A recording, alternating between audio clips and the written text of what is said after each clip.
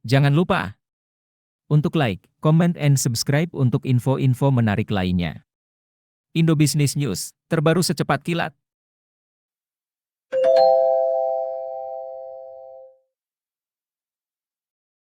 Halo Pak Anies, kenalin nama aku Abigail dari Warisap Indonesia dan Bijak Memilih.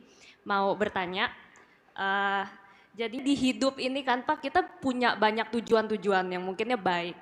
Tapi sayangnya realitas di lapangan dan realitas kehidupan untuk mencapai sebuah tujuan yang mungkin dampaknya baik ini nih mungkin harus melewati cara-cara yang quote and quote bisa dibilang dilematis secara etis atau yang kurang baik.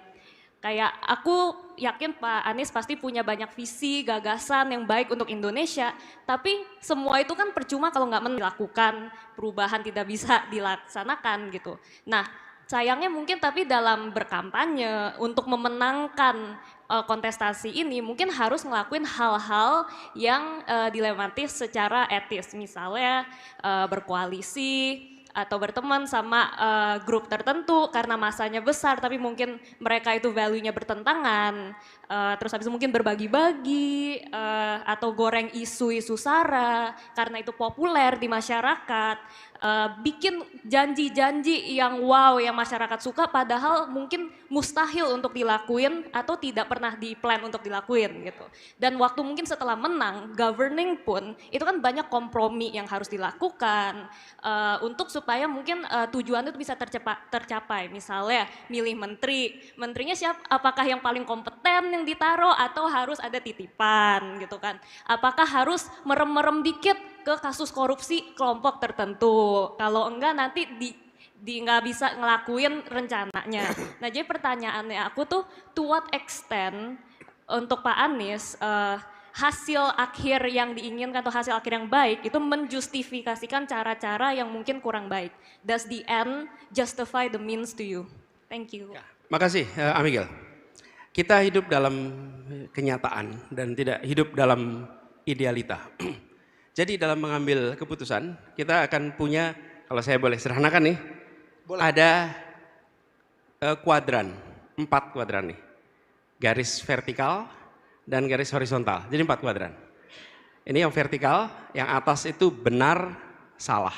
Ini value. Oke. Kemudian yang horizontal itu baik, buruk. Ini konsekuensi. Oke. Kita seringkali hanya mau di satu kuadran, benar dan baik. Oke. Benar secara prinsip, baik secara konsekuensi. Dalam hidup, jangankan urus negara, suami istri aja kita akan ketemu dengan situasi nggak mungkin dalam satu kuadran itu saja, bukan?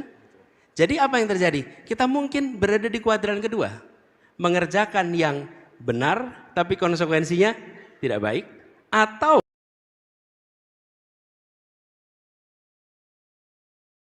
tidak boleh adalah yang di kuadran bawah nih, sudah tidak benar, buruk pula konsekuensinya.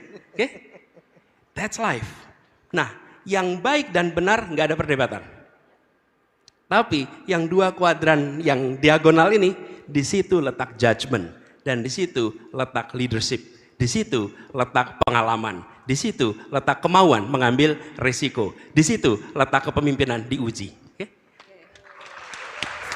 Nah, ketika baik dan benar saja pakai SOP, udah jadi itu pakai SOP. Kenapa? Karena baik dan benar. Nah, dalam kenyataannya tadi misalnya contoh, ketika harus berdialog dengan semua kalangan. Berdialog semua kalangan. Bahkan ketika bicara pendukung itu semua spektrum.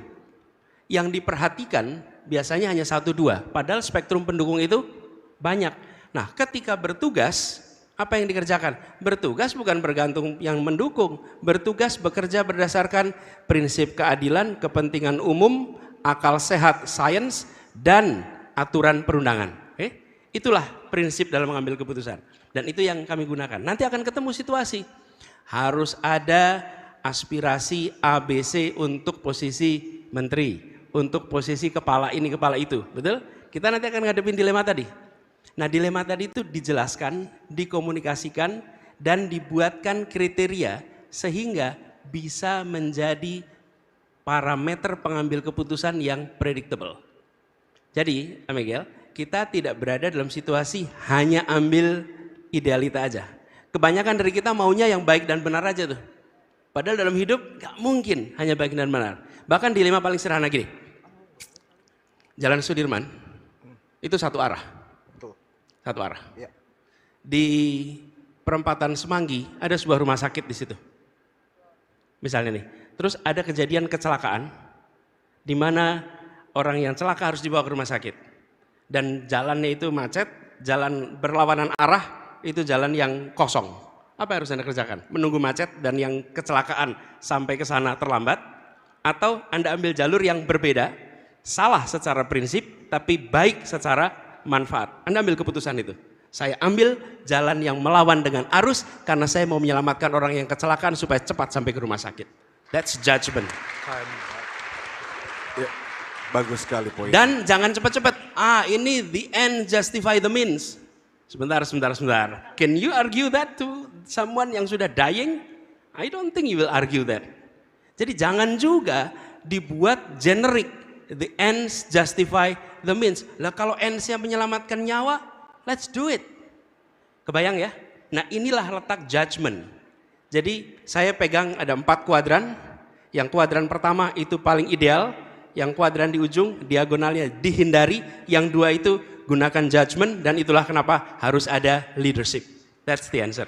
Tepuk Keren tangan sekali, dulu. tepuk tangan sekali. Bagus banget.